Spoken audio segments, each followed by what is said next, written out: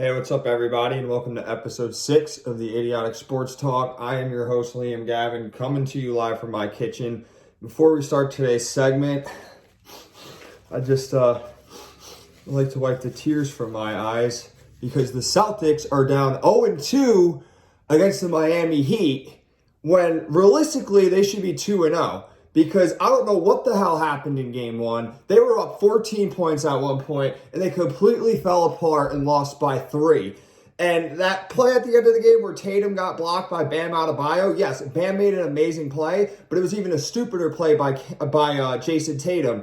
Honestly, in my opinion, Tatum should have kicked the ball out to Kemba Walker for that elbow jumper to try to tie the game instead of trying to be the hero and dunk it on one of the best defenders in the NBA today. That's just my opinion. But hey, I'm not the coach, so what the hell would I know, right? And then you go to game 2. Game 2 was absolutely pathetic. The Celtics were up 17 at one point, and guess what they did? They choked. They choked a 17-point lead. So this series should be dominated by Boston right now. But let's take a look. Let's take a look at what happened in last night's game. I mean, Boston did everything right. They had 50% field goal shooting compared to Miami's 44%. Their three-pointers, they shot 35% from 3, while Miami only shot 32% from 3. Total rebounds, they even out-rebounded the Miami Heat, 41 rebounds to 38. But here's what killed them. On the offensive glass, Miami had 11 offensive boards, giving them second chance points, while Boston only had 6 offensive rebounds. And then you look at the turnovers, and this is what decided the game big time. Boston had 20, that's right, 20 turnovers. You want to know how many Miami had? 9. They didn't even have double-digit turnovers, and that played a huge part in that third quarter that made the Heat win 37-17 in that third quarter. That was the deciding factor of the game right there. And I don't know what the hell it is with Boston, but in the third quarter, this playoff series, in the whole playoff bubble, they've looked horrible. They've lost every single third quarter that they've been in the playoffs this year. I don't know what's going on, and I think it has to come down with coaching because you have Eric Spoelstra of the Miami Heat. He's an amazing coach. And then you have Brad Stevens of the Boston Celtics, also an amazing coach. But guess what? Brad Stevens can't make adjustments. Whenever they're up by a large amount of points, it's like they get comfortable and they're like, okay, we're up by 14 or 17 points. Let's take it easy. You can't do that in the NBA. Even a 20-point lead in the NBA is not safe by any means. Teams could score at will, especially in today's league where scoring is the biggest thing. 20 points is nothing. And Brad Stevens failed to adjust. He fails to read Eric Spoelstra's zone defense. Like, that's been killing the Celtics, all of the second half of this series versus Miami. They just look way too comfortable, and you can't do that against a team like the Miami Heat. Miami Heat, they have a chip on their shoulder. They're fighters. They're absolute dogs. They have something to prove. Everyone counted them out early in the playoffs. They didn't think that they would beat Milwaukee, and guess what? They came out and they punched Milwaukee in the face, beating them 4-1. And in those games, there was 2 games where I remember the Bucks were up by at least 15 to 20 points.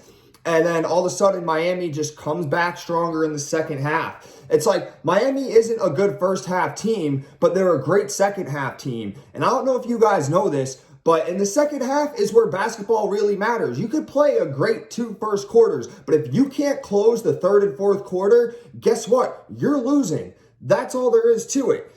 And that's another thing I have to mention is who is the leader or the closer of the Celtics, because the Heat, they seem to have their guy. They have Jimmy Butler. He's the one that steps up and makes the plays down the stretch when it really matters. Excellent defender, and he can score 2 in the clutch. I love how the Celtics have Kemba Walker and Jason Tatum. Those are 2 stars of the team, but I feel like they don't know their role. You have Jason Tatum, he's blossoming into becoming an elite player, an elite two-way player, but I feel like he hasn't developed that clutchness yet. And we saw that in game 1 the other night where he missed a horrible 3 that he should have never even taken when the game was tied. And then he got blocked by Adebayo on a play that I think he should have never ran. But then you have Kemba Walker. He's a leader as well. He's the voice of the team. in my opinion, I think you got to go with Kemba Walker as your guy in the clutch. Kemba Walker struggled enormously in these playoffs. He hasn't looked too good. He hasn't shot the ball well. Last night, he started getting his rhythm.